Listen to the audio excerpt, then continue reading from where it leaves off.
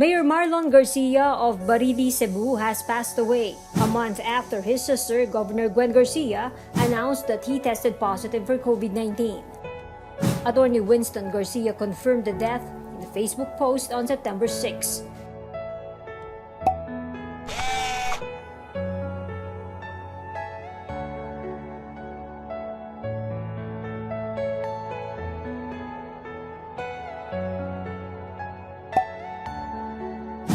It was also confirmed by the Lady Governor on Facebook.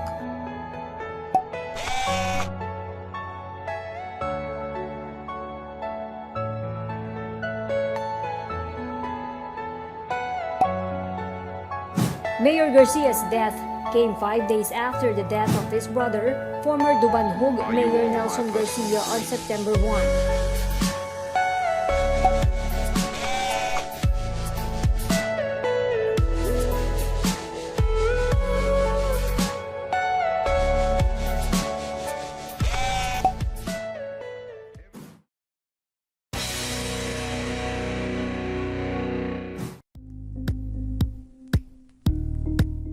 Thank you for watching Politiko TV. Please like and subscribe to our channel for more videos.